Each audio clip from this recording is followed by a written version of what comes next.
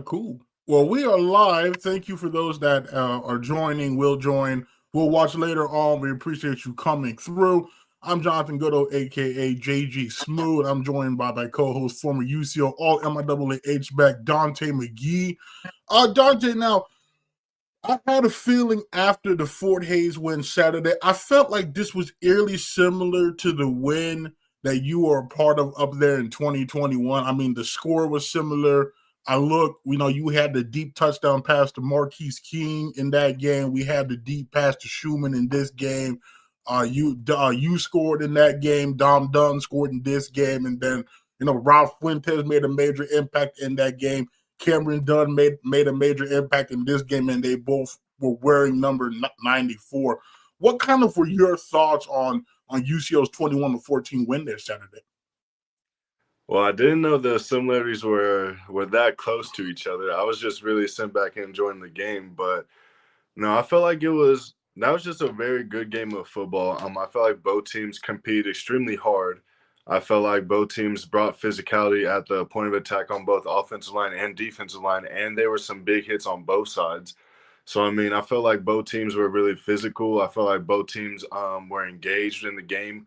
I think especially with UCO, we like with the offense, I will give the offense, credit because like we did enough to win the game and there's still opportunities to grow. But I feel like the offense had a pretty good game. I feel like the defense really, from the first when they got the goal line stand, I feel like that really set the tone for the defense for the entire night. As you've seen that they came and played extremely physical. They defensive line brought constant pressure on the Fort Hays quarterback. And then I felt as though, especially our two corners, I feel like they had tremendously good coverage. I felt like they didn't give Fort Hays receivers, too much space. I felt like in their man-on-man matchups, I felt like they were pretty, sticky on their receivers. So I felt like they were playing, pretty well. So I feel like both offensively and defensively, they both played pretty well. I think ultimately it came down to mistakes that I'm sorry, that Fort Hays made. I think it came down to the mistakes that they made that honestly kept them from having more success. But yeah, I was very thrilled and entertained by the game because it was just a good game of football. And you mentioned the defense. I felt like they did a complete 180 from Central Missouri. I mean, I know Fort Hays offensively isn't to that same level, but I thought the coverage was significantly better. I think we have both pointed out, we were kind of questioning some of the coverage because there was no attempt to reroute or anything. And I thought there was a 180 on that front. I thought we did a much better job. I feel like getting a consistent pass rush in the football game. It almost felt like it was a statement game for that unit. And I'm glad that we had it because to your point, the offense, while it did enough to win, I felt like we still left things out there. We had that fourth down on the opening drive that there was some miscommunication there, right? We missed a pass. We were going in for a touchdown to take the lead. We had the high snap. What do you feel like offensively we have to do in order to fully take that next step and kind of get back to somewhere where we were last year, where we were finishing the majority of drives with some kind of points? I think really, if you look back at the last two games, I think receiver wise, they've got to step up, and I feel like they have in certain areas. But I think, especially these two games, really using this to springboard them for the rest of the season, because I feel as though whenever our receivers are catching passes and moving the ball down the field, it doesn't just have to be the deep bombs that Schumann caught. It's those that are going across the middle that he also took as well too. So I feel like it's really going to take, not just him, the big go balls over the top and just getting touchdowns. I think it's going to be something that's, kind of built as the game progresses. I think it comes with, just getting Jet comfortable, hitting his quick reads, obviously making yourself available to him, and then just bringing in the passes. But on top of that, I think, with our running backs in the run game that we have, I feel as though our pass game is going to have to, come off our run game. So that means that, hey, maybe some of the, chances are going to be more limited because, we're trying to run the ball as well as we have.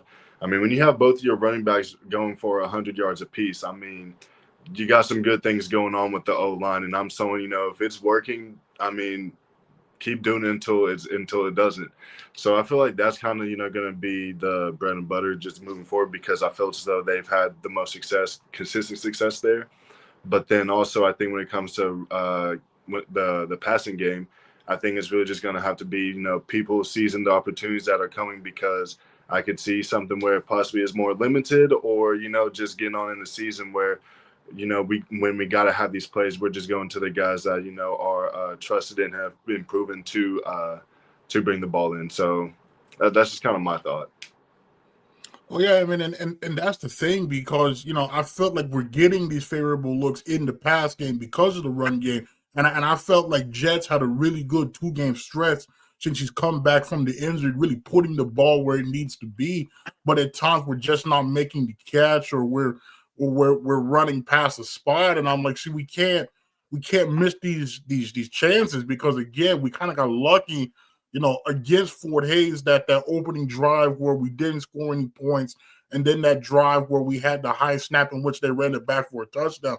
We're very fortunate that didn't cost us. And I feel like, I said it on the episode, I feel like we haven't seen this team play to its full potential, which is frustrating, but it's also, I don't know, scary in a way because you figure we're sitting here at 3-3, and we haven't played our best ball in the hardest conference in D2. I feel like if we play our best ball, the sky's the limit.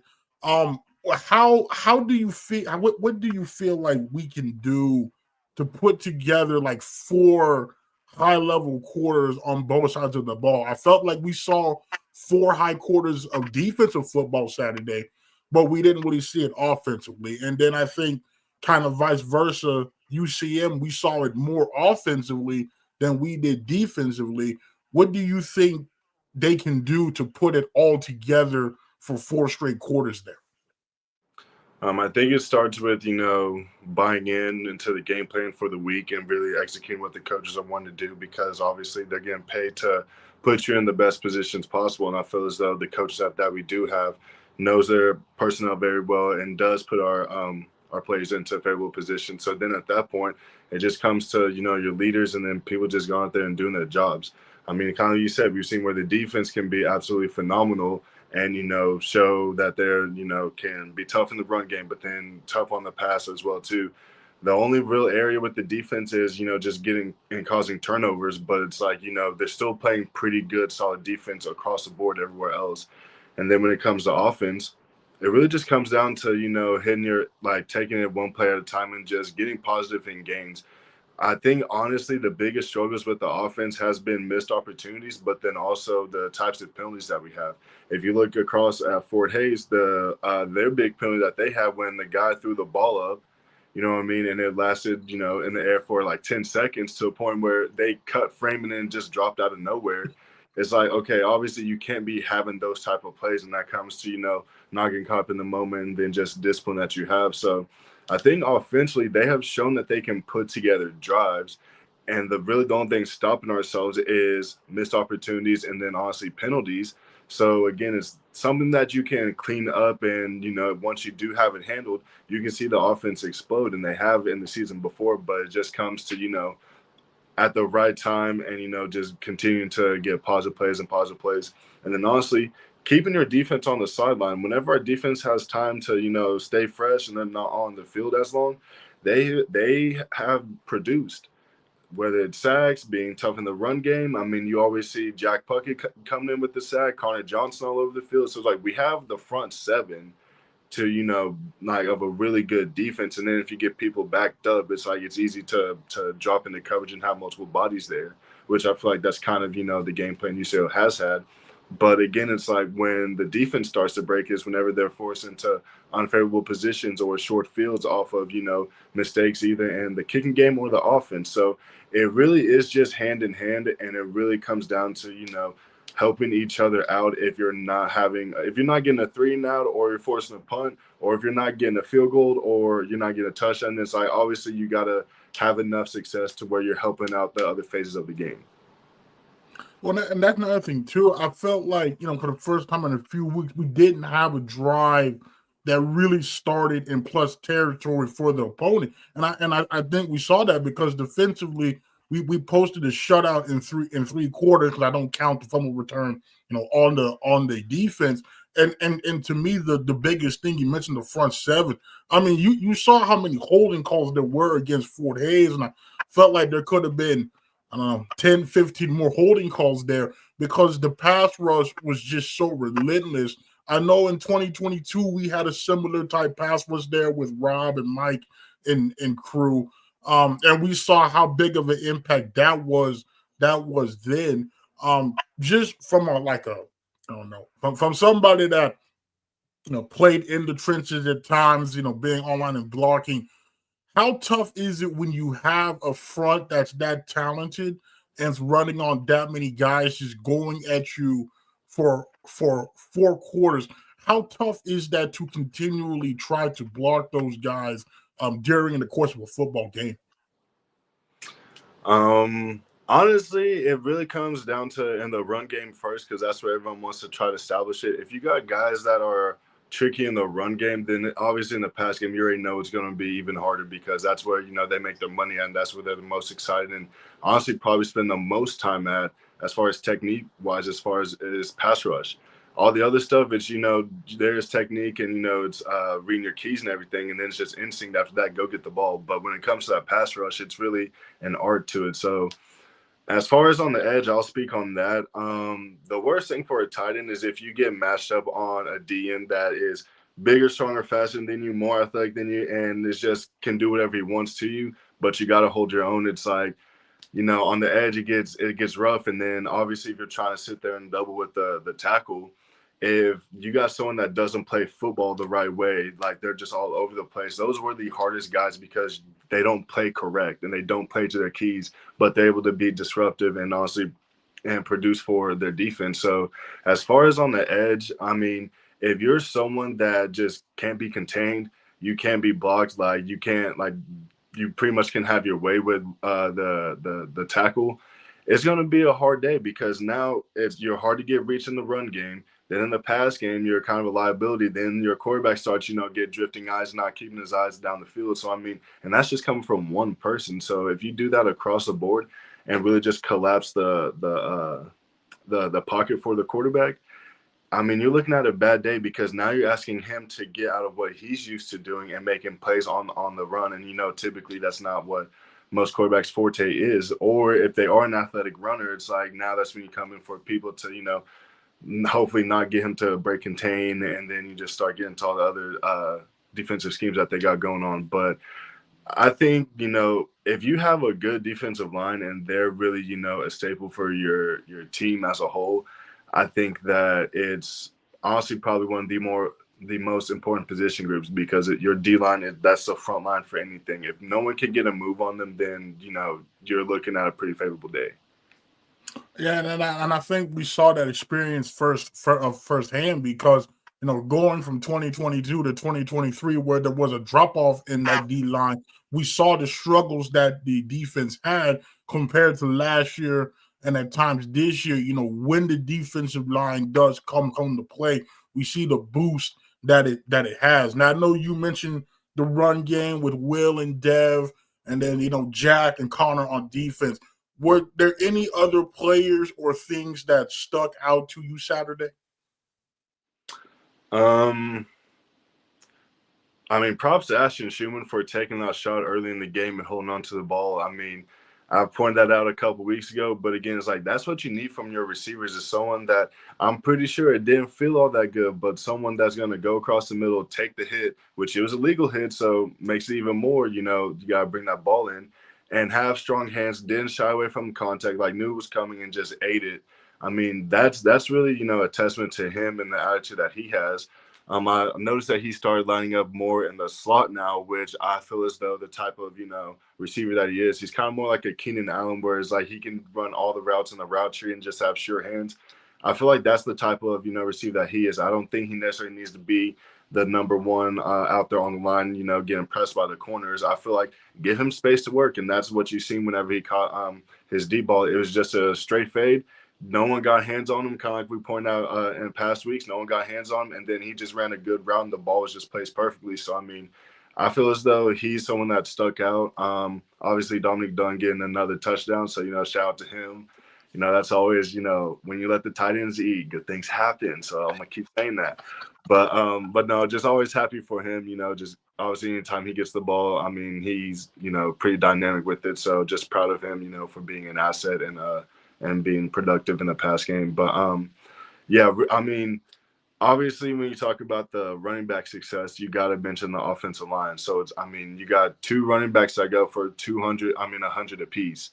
That is a very extremely good day. That's technique, that's being in unison, and that's bringing an attitude about things. I felt as though our O-line, and especially in the run game, was really getting a push on the Fort Hays defensive line. And so that comes from, just staying with your technique, obviously knowing the keys and what to look for, because they were trying to throw things to, get eyes confused, but, just really staying with things, and then just staying locked up on your man and just gaining yards, because there was multiple times where our running backs weren't getting touched until they're 3, 4, 5 yards down the field.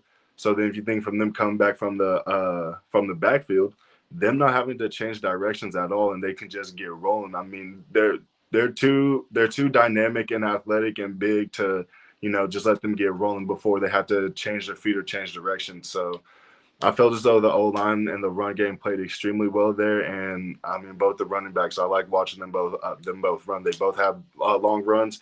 I mean, Dev Matthews, you seen the one that he broke, and he was out running, angles. That's a different type of speed, especially from a running back. If you're outrunning defensive backs angles, you're a different type of fast there. So shout out to them. Yeah, and I want to give credit to Robert Givens, Montreal Lee. I mean, I feel like a lot of our bigger runs was on that side, and I felt like it's significantly better than what we saw against Central Missouri, which is very telling because Fort Hays, I think, is a better overall unit than Central Missouri on defense, especially in the front seven. So I feel like the success that we have running the ball, especially late in that football game, I know we technically got stopped on that fourth down. That whole last series of events there was not great. I don't know.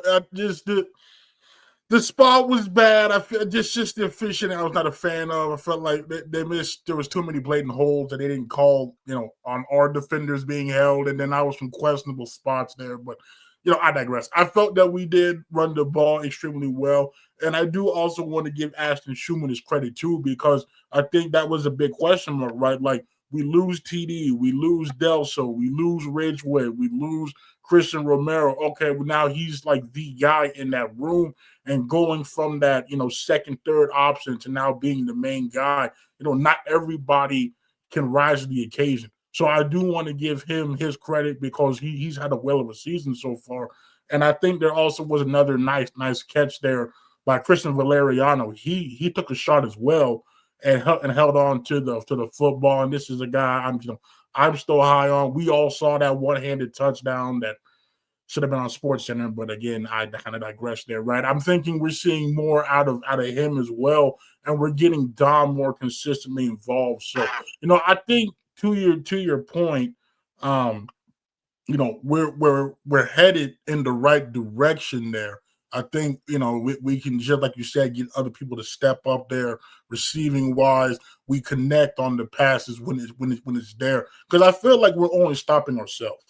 But I feel like that's kind of been the gist of the past couple of weeks. So, I'm feeling confident there. Now, obviously, this is a big win. We're back to 3-3. I feel like we kind of control our own destiny at a point, because if we win out, I feel like we're guaranteed a bowl. And I feel like if things go our way, maybe there's a chance we eke into the playoffs with the at-large bid. Obviously, we have Emporia. They're in the same boat as us, sitting at 3-3. How do we kind of avoid putting too much into this Fort Hays win? Like, how can the guys, acknowledge this was a big win? It was an impressive win over Fort Hays in a tough environment. how do they now take this momentum, back home and ensure that we get ready to play and come out and play at a higher level against Emporia State? I think it really starts on Sunday, just coming in, getting treatment, watching film, and obviously, riding the high of a win because it is extremely hard to win. So it's like obviously feel good and celebrate, but also understand there's more work to be done, and that is just another mountain that leads to another mountaintop that you got to climb. So I think also looking at Emporia State, I mean they're sitting at 3-3 in the same boat as we, and so it's like don't let that 3-3 be deceiving. They're 3-3 just like how UCO is as well, but it's like that doesn't necessarily mean that they're a bad team or that they're an overly good team. They're a team that you can't underestimate, and so hopefully that's what the guys are looking at. They're looking at their film. They're looking at Emporia State's film. They're looking at the film from other teams that have had success against them, and really just trying to prepare yourself mentally as best you can for the game. And then once you start getting to the physical aspect of it, that's when practice comes in. Your tough Tuesday and Wednesday practices, and then when you do get your off day, just taking the time to really make sure your body is getting right so that you can prepare to have the best game and put your best foot forward on things. So I mean it's really the middle of the year, so it's like at this point whatever methods and whatever routine you have to get over the last game, stick with it, because one of the things people do is they'll want to try to switch things up, and it's like I don't know, maybe I'm a little more superstitious, but it's like don't start switching things up. It's like do what you've been doing that's gotten you through the year, and obviously it's like the work that you put in, not just during practice but then also on your own, whether that's film, whether that's getting in run some extra routes, your recovery and rehab, whatever it is, the things that aren't mandatory, do that so that you can like I said, feel good for the game that's coming on Saturday. We have two questions here from Miss Gibson. The first question she asked is, how often does UCO throw a new play to try during a game, both offense and defense? I don't think it's too often, at least not this season. I feel like we I kind of identified some things that we do well, and we maybe run it out of different looks and formations. I haven't really seen a new play. I don't think so. I mean, maybe we've done maybe some like jet sweeps, I guess, because I feel like we didn't do that a whole lot last year with TD. That'd be the only thing I can think of. Daunte, have you seen anything during the first 6 games that you felt like we've seen differently from game 1 to game 6? Nothing that's too particular, because I mean obviously you are who you are, so you're not obviously gonna come up with new things. Kind of like what you said, it's more so just run the same play but out of different looks and formations. If I would have to say anything would be new, it would really come from watching other teams and seeing how the type of motion that they did, the type of adjustment that the defense had to it. Very rarely are you drawing up a brand new play that's going to work against a team. Usually you're just picking off of what other teams have done and had success off of it. But and then defensive wise, not really. The only thing I think is is coming with a different blitz maybe you haven't shown for weeks. So it's not something that's new, because especially on defense, you're not really going to be adding too many new plays to the playbook, because the communication that goes across the board to any sort of adjustment that the offense has, I mean, it'd be just too chaotic to try to draw up a new play in the middle of the season. So it's really probably just bringing something that they haven't shown probably in a couple weeks. And then her second question, she asked, if you could change one rule in football, what would it be? Oh, that is tough. That's tough. I'm gonna defer to Daunte now, because I'm sure as a former player at this level, he probably has some things he wishes were different. I'm gonna just concede to you, sir. What is one rule that you would change? I mean, I'm an offensive player, but I love my defenses. So really the whole targeting and roughing the passer, I think they're trying to take the physicality out of the game. I think everyone understands that is a very physical and violent game. And so stop penalizing the game for being that way. Obviously, I think there is targeting, and there is when the receiver is unprotected. I think obviously we know that sort of stuff. If you're launching and leading with the crown of the helmet, like I completely understand that. But at the same time, I think those two rules have really affected the game when they have the opportunity to critique it and make it better, but they don't. And so they're really taking what makes football out of football, and I don't like that part. So really just those two, in my opinion. And then I think with the NFL, just allowing more taunting. I mean, that's the professionals. They're getting paid millions. Like, obviously, you can't just do whatever in someone's face, but it's like the celebrations and stuff. I think that they're trying to police that too much. So I think, and their uniform rules. I've heard some of the fines that people got. That is absolutely crazy for the NFL. So I changed those rules. Yeah, I'm not a fan of the roughing the pass. It's like okay, I get it if it's blatantly late, all right, fine, but like, what's the defender supposed to do if I'm rushing the passer, okay, and I'm starting to my gather to make the tackle, and he happens to throw the ball. So you're telling me it like as soon as the ball leaves his hand, I have to stop. That's physically impossible at times. So yeah, like I wish there was more. Like it needs to be blatant and not depending on which officiating crew you have. It's roughing this week, then it's not roughing the next week. Like I would like some consistency. That I kind of agree with the targeting too. Like sometimes I don't know what a defender is supposed to do. Like I truly don't. So yeah, no, I agree. I mean, I know why the rule is there. I just feel like you said there's better things to make that rule better, and I feel like more fair to defenses. But at the end of the day, I get it. Offenses is scoring with drives ratings. I get it. But no, I wholly agree. Now, when we talk about Emporia, now, the obviously we beat them pretty soundly last year to win the MIAA outright. I felt like that was different because of who their quarterback was, and I felt like we didn't really need any extra motivation to go out there and win that football game handily. But I'm kind of expecting maybe a similar game to what you had in 2022 against a good Emporia team where that was a dogfight. I mean that was a very physical football game that I think everybody involved was probably spent after that fact there. Are you kind of expecting the same? Are you expecting a game similar to what we had in 2022? Or are you expecting maybe a similar game to what we had last year where we kind of just jumped on them early and never really had to worry about them truly coming back in the football game? Honestly, it depends on what type of team we get. I mean, if we get a team that, everyone's locked in and, defense is flying around, they're being physical, and, the D line is really pushing the offensive line back, then, I feel as though, and the offense takes advantage of the opportunities, with some of the drops and honestly not having the penalties. I feel as though you're looking at a score that could get, pretty favorable and a wide margin for UCO.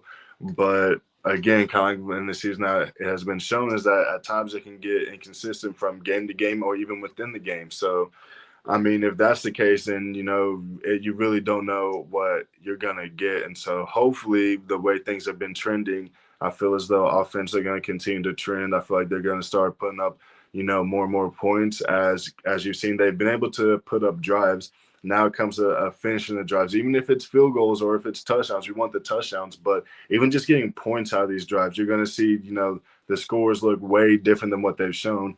But then also, like I've said, if you're able to keep the defense off of the field and that they're able to get a rest, you've seen that they've been able to pitch shutouts in quarters and, hold teams to, just one or two scores for an entire half. And I think in today's age in football, if you're holding teams to under about 24 points, I mean, that is the biggest win your defense can have, because you see where people putting up 4, 5, 600-yard games like it's nothing. And if as a defense you can hold to less than 24, I mean, that means that you're making plays and you get off the field when you need to.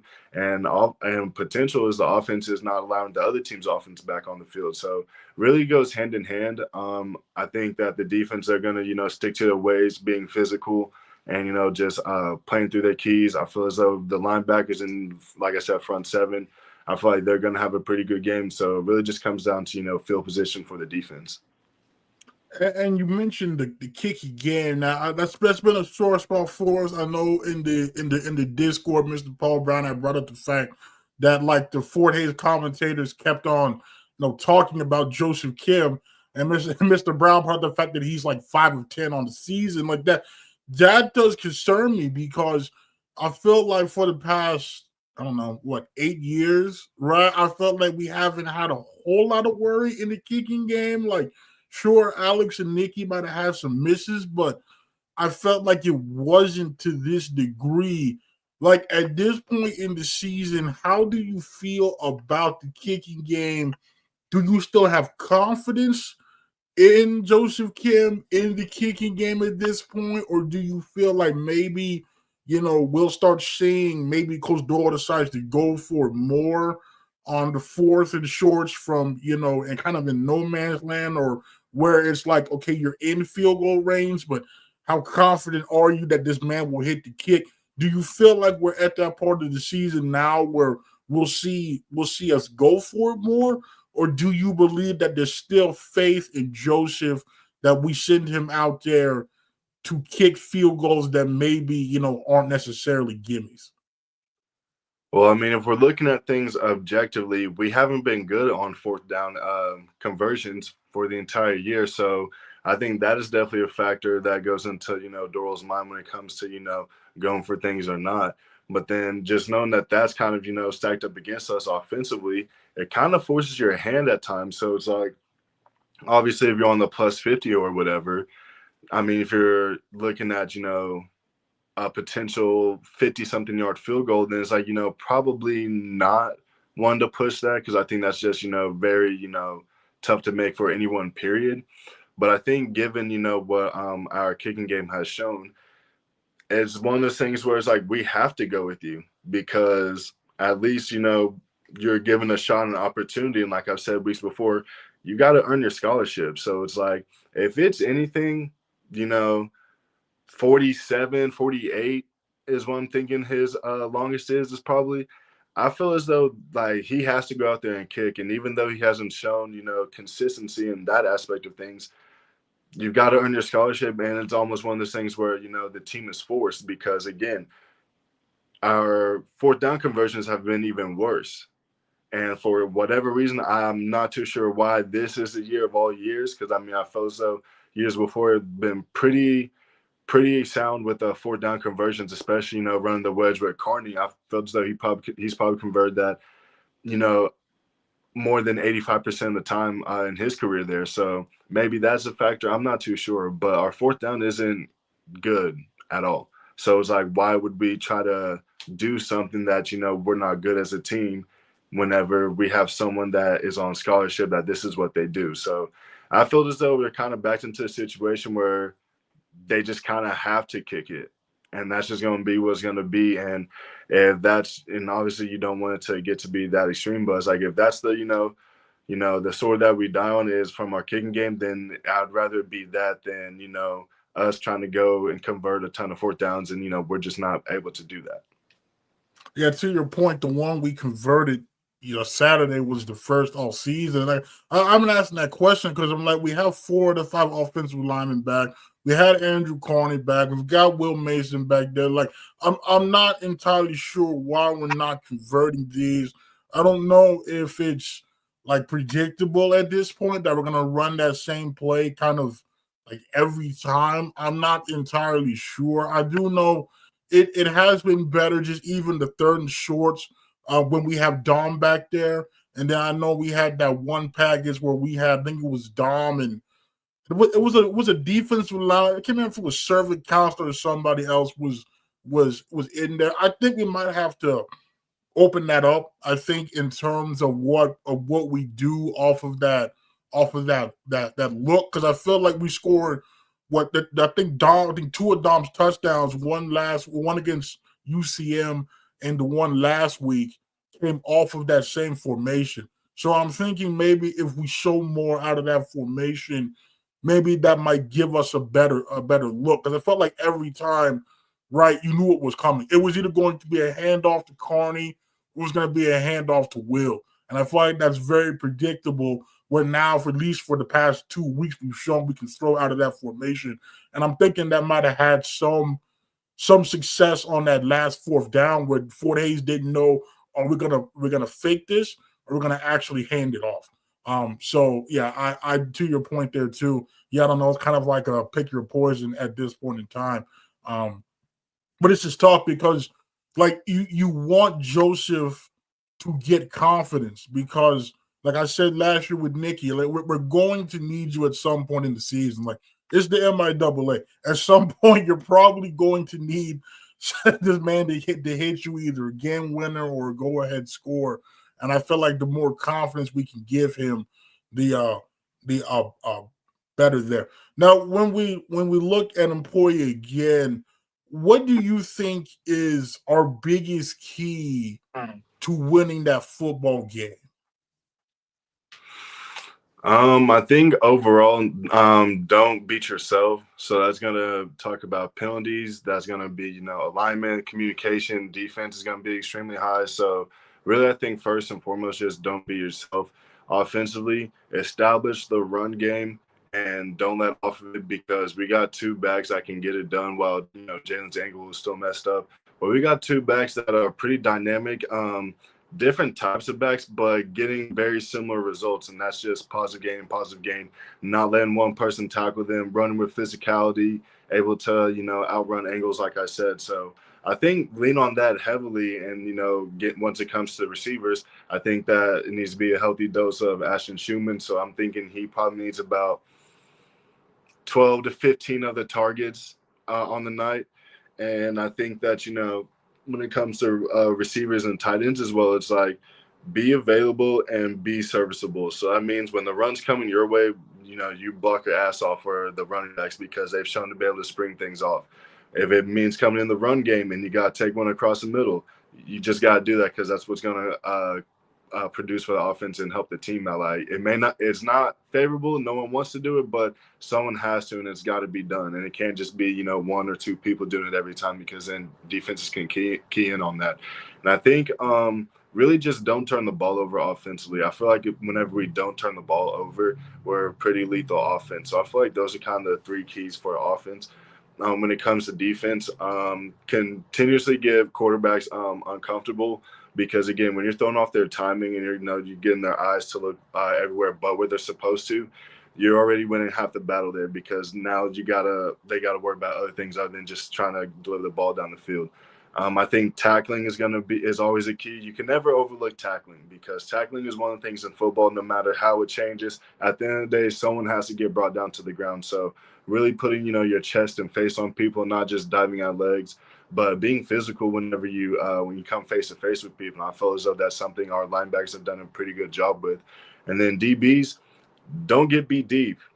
I mean, that's really all I have to say with that. And I know it's the hardest position out there, but as far as when it comes to DBs, don't get beat deep because that's how they get you. They lull you to sleep. They'll try to hit you with double moves. They'll try to, try to dice you up with the routes. But really and truly, don't get beat deep because now you can at least rally and you live to play another down. So I feel like those would be, the keys when it comes to offensive and defensively. Yeah, you mentioned the self mistakes. I went over the list of what I felt like was self mistakes from this past game compared to UCM, and it was a significantly shorter list. But at the end of the day, it was still a list, and that's not winning football. Like, you know what I mean? When we got the fourth down, the opening drive, we have a chance to go on the road, set the tone early, right, and then we missed an opportunity. We got a chance. We have a nice drive there to take the lead, and we don't do it, right? I feel like yes, we overcame that this week, but there's no guarantee we do that next week. And I feel like we're really close to putting it all together. It's just we are running out of games to do so. And, like Emporia's a tough football team. We've got NSU after that, a tough football team. Like, even Missouri Western this year, Missouri Southern, I think they both Missouri Southern's got 2 wins, Mo West got 1.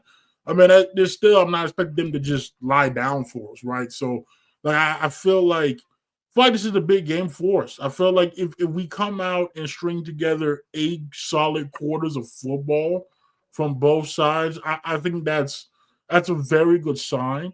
I feel like if we kind of do what we did, right, when we came off a pick, and then we had that lackluster game against Washburn, right, and then we had the UCM game, and then we had Fort Hays last week, right? If we have this kind of like ebb and up and down flow, I'm not entirely sure if we can salvage the season that we hope that we can have. Now, from a leadership perspective, because obviously you were captain there in 2022, I know you guys were like 5-2, and then you had that final skid, but you all were still able to go out there on senior day, get the win in the season with a winning record for the first time. I think it was like 4 years, something like that.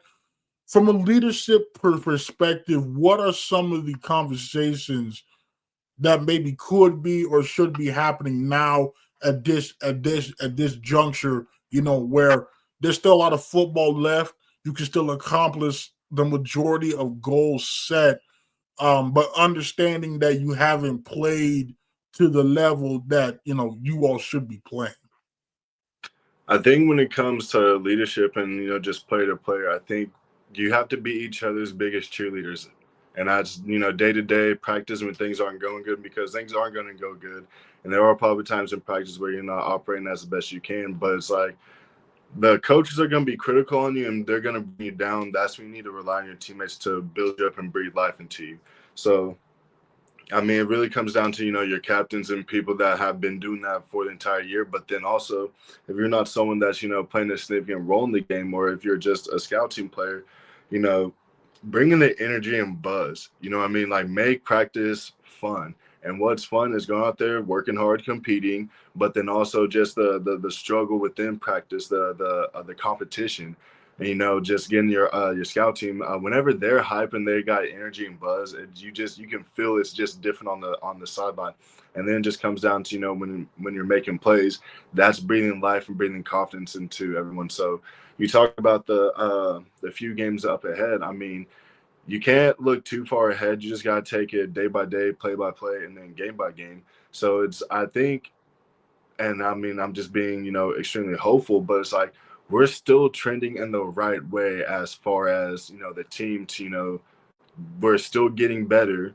I felt as though like we're just really trying to piece things together. But even within that, I felt as though our offense especially has stepped up their level of play too. So you're really trending in the right way with things. I think really when it comes on offensively is turnovers / penalties, and then just getting points out of your drives. And so if you just take that into effect for these next games coming up, getting points instead of letting drives stall out, I feel as though that's going to be a big relief on the team as a whole, because now you're not putting so much pressure on your defense. They can go fly around and, pin their ears back and get to the quarterback. Your DBs can, stay in everyone's hip pocket and force tough throws to be made. So I think really I think the offense is really what needs to, build off of the last 2 weeks and start establishing some consistency moving forward, because offensively, whenever they're rolling, the team is rolling. But you also have the defense, they've been tough and rigid the whole year, and you need that out of them. So you're going to need them to bring it as well too. But really, I mean, it should have been something that's been established, in off season and, in fall camp. But really at this point, it comes to the relationships that you have with people, breathing life into them, having the tough conversations. Maybe it's pulling them off one-on-one. Maybe y'all go grab a bite to eat, whatever it is, just being able to make sure you guys are all right and that you're on the same page and that they feel confidence within themselves to be able to be in the positions to make the plays when they come their way. Yeah, because I mean, if you look at our final stretch, I mean, we've got 3 of the last 5 at home, right? Back to back, Emporia, NSU, right? Then we go to Kearney, we get Missouri Southern for Senior Day, and then we go to Missouri Western. I'm going to be honest here. If we can get past Emporia, I know Kearney's a tough place to play, but I like our chances in the last 4 games. If we come out against Emporia, obviously, I mean, you take the win anyway that you get it. But I felt like if we come out against Emporia and we see the most complete game that we've seen this season, like and like I know NSU is going to be tough. Like that, I already know that. We won 10 straight in there. This might be the last time that we play them for a period. Like I'm expecting 100% expecting a dogfight there. But I think like if we're able to put it together and resemble anything close to what we saw last year, I feel like that would do wonders for us down the stretch. Because I'm telling you, we should be able to beat Missouri Western soundly. And Missouri Southern, I know it's going to be tough because that's a tough football team. As you know, I feel like they kind of punch above their weight, but I feel like there's no reason why we can't win out, go 8-3, and at least position ourselves to get back to a postseason game. So yeah, I'm thinking it should be a good one Saturday. I think 7 p.m. kickoff.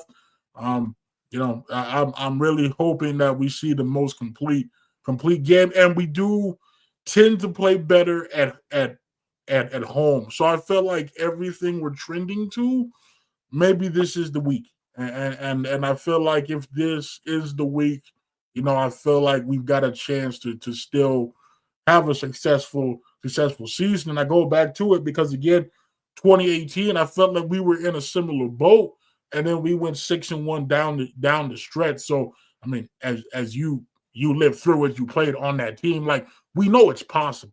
So this isn't necessarily like anything that hasn't been done before, but I know it's very tough, and you all played extremely good during that 6-1 stretch. I think you had we had the shutout against Washburn, right? And then forgot how bad we beat NSU that year, and then we had that win over UCM for homecoming. So yeah, I mean, it's not easy, but I think it's possible there.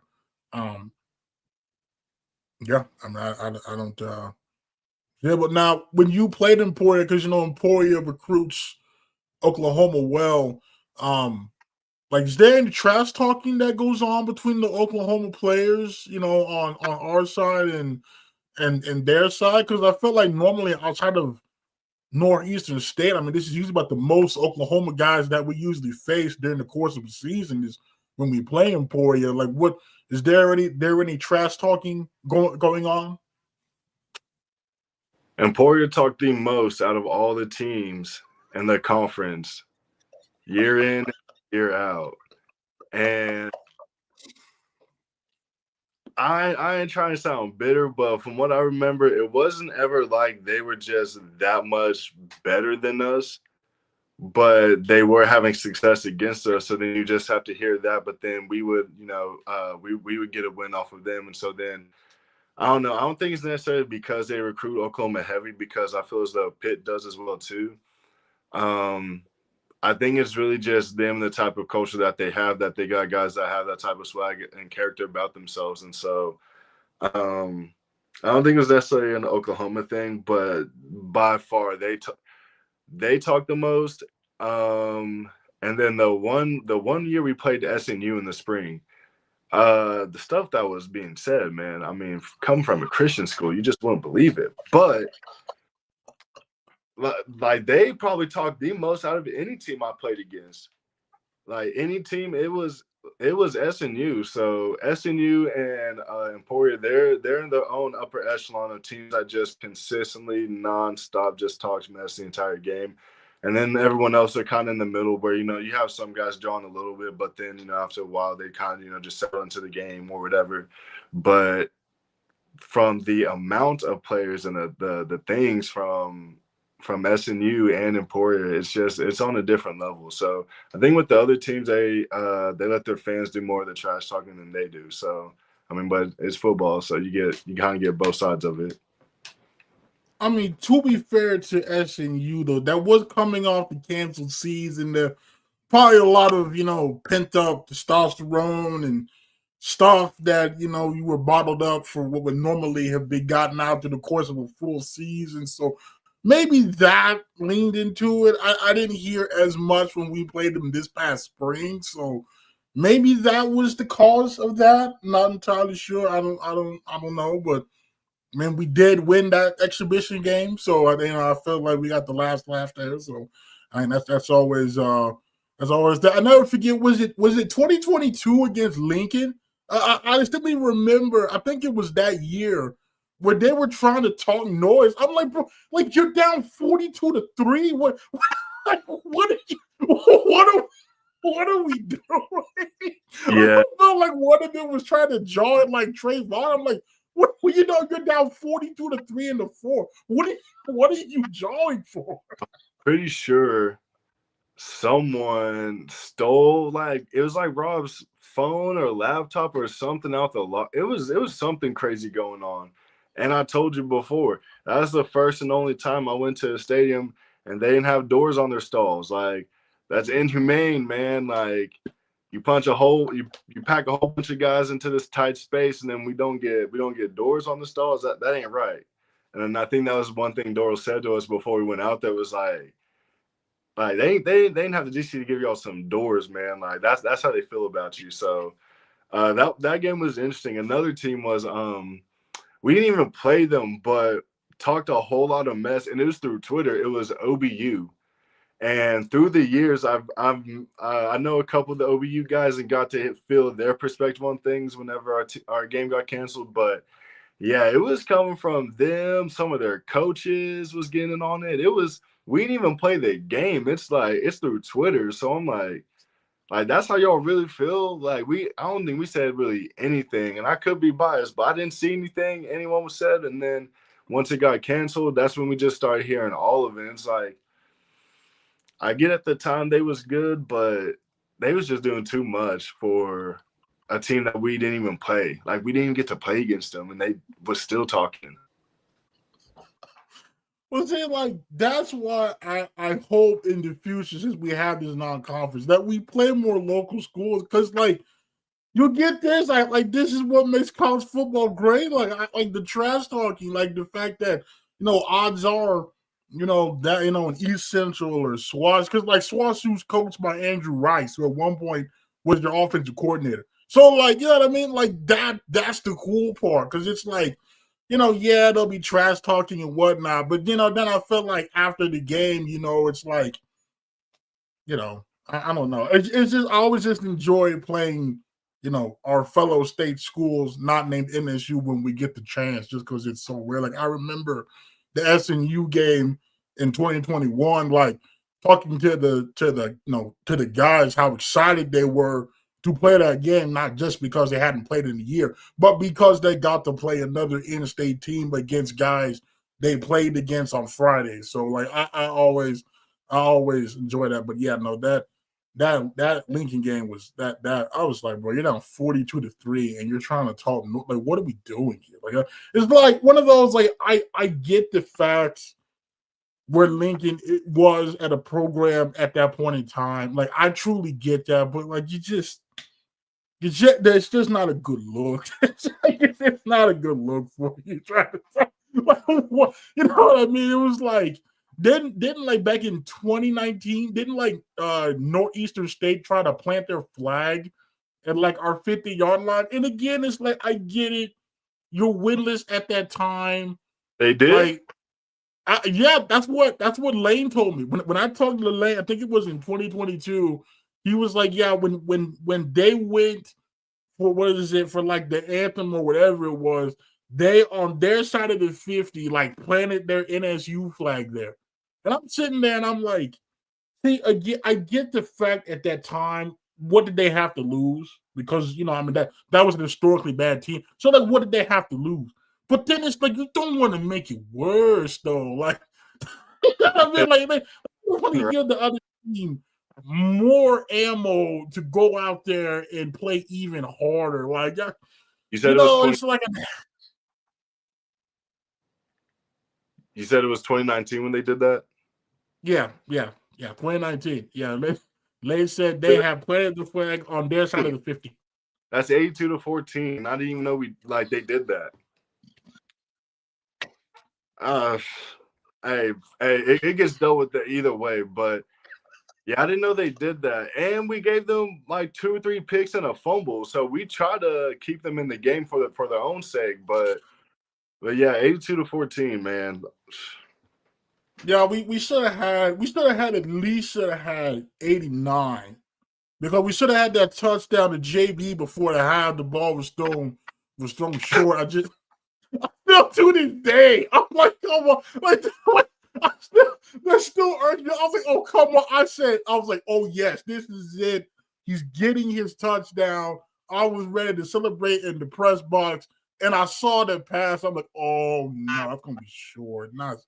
It's like just can't catch a breath. But yeah, that I remember that because we were up was what 28-0 in the first quarter. Because I remember James D. Jackson. He was the sports editor at the Vista at the time. And he was telling me, he's like, oh no, man, like they might give us. I'm like, James, listen. I get the fact we're starting, what was it, our 4th-string quarterback, right? I get the fact T.J. Roberts has 2 high ankle sprain. Like, James, I truly get that. But do you understand how bad this NSU team is, though? And so when we all got out to that 28-0 lead, I was like, see, James, I told you, like yes, we're banged up, but that's also a really bad football team.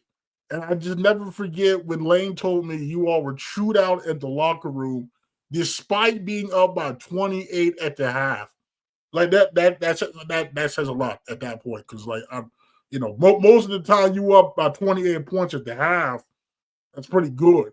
But when Lane told me that it was not pretty, and then I recall post game, I think James and I were like, oh, this is gonna be like a great post game, and we get in there, and Bobek is like slightly happier than a loss. It was like, I'm like, dang, like so like even though we scored 82, like, well, that's just tough. I'm like, dang, like he's still not necessarily like happy about it. I'm like, dang, I'm like, so you're telling me that we can score 82 points, win the game handily, and still have a bad game? Okay, I guess this is where we're at. So yeah, I Because found that.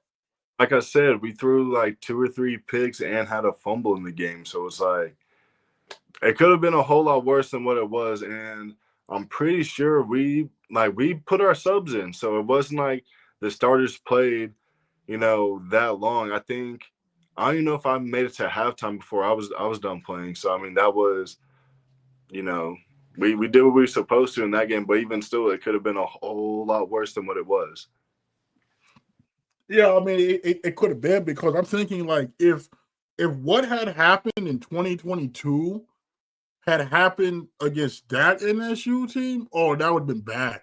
Because like I to this day still don't know what happened in 2022, because I remember sitting there watching that game online, and I'm like, I have no words for what this shit. Like, I have never seen us just come out and do that to a team. Like, I remember John Fitzgerald was like, I'm genuinely shocked right now. Like, yes, I get the fact where NSU is as a program, but like, this is just shocking. I still to this day, like, what caused you all to go out there and do that in 2022? Like did Coach Bro just have a heck of a pregame speech? Like, I'm curious as to what led to that 52-0 halftime lead. I really don't remember anything, too out of the ordinary as far as, coming from coach or really any of the players. I think at that point we really was just dialed in, was just, doing our jobs. And I mean, obviously when you go against a rival, you obviously have, a little bit more juice about yourself when you go about things. But I mean, at that point, it seemed like everything that we were doing is working. I know for me, especially, like I felt good in the game. I felt like, offensive line wise, we were able to put hands on them and really just handle them. Um, yeah, they just weren't as good of a team, and especially in football, whenever you're just outsized, you're outmatched, outcoached, like just out everything. That's kind of when you get those types of results. And so, like I said, it wasn't really anything we did out the ordinary, or it wasn't like we had, any extra like bulletin board material, whatever. I mean, they came in wearing some white T-shirts. I forgot what it had on it, but Chris had a picture of it. But they're wearing these white T-shirts, but like beat UCO on or something on it. 2-hour whiteout game, And so I think for me, at least, whenever I've seen that, I just feel like they're not serious. Like, you can't be serious about wearing a white shirt to your rival team's whiteout game, and y'all aren't even wearing white. So whenever that happened, I just felt as though, it's, not same old NSU, but that, we was going to have a good day. And clearly we did. I mean, did we even score in the second half? Yeah, you got a field goal on the opening drive. Pretty much Jace ran the ball for like half the third quarter because you came out and we just handed off. We didn't throw a single pass in the second half because Goudeau just ran the play clock down and we just handed off every single play. And we still ran off like 7-8 minutes. I think Nikki kicked a field goal at that point, and that was our last score of the half. So they technically outscored us because they got that touchdown with like 50 seconds left. So they outscored us 6-3 because the extra point. I think they fumbled the snap. So they outscored us in the second half. But we also were just like only handing it off. Like I remember we were just handing it off every single play. And I do remember at the very end of the half, I will never forget this as long as I live. The backup defensive line, I will never forget this. When NSU ran the clock out, they were so mad that NSU ran that clock out. I'm like, this is insane. Like, I have never seen this. Like, I have never seen this. Like, I don't know what was going on, but I was like, man, that we could just get that every game. Like, I don't know what that is, but yeah, that was something. I remember I was distinctly had no words for like a while after that football game because I'm like, I knew we would, obviously we probably would win the game, but not to that degree. I mean, that was just like you kind of felt a little bit bad for me in the moment. I'm like, dang, I don't know what was said there, but I don't. Nah. They suited up and stepped on the field, so it was like they felt as though they was gonna at least have a shot at the game and even thought they were gonna win. So at that point, it's like you just gotta stomp out the delusion and everything. So I mean, obviously, it's that's an issue of the past, and honestly, I truly am thankful that they are trending in the right way, so that they can really start showcasing Oklahoma talent. More than just UCO has, and some of the other Oklahoma schools as well.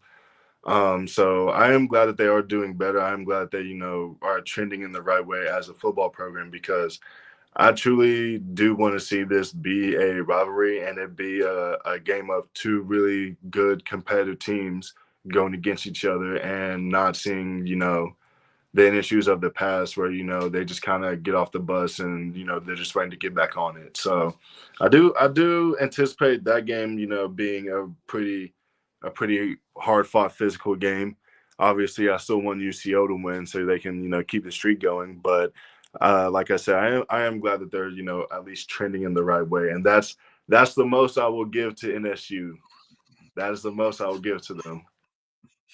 Oh yeah, that's the thing, because I just saying, I'm like, I think maybe it was after, I don't remember, just 1 year, and I'm like, I'm sure.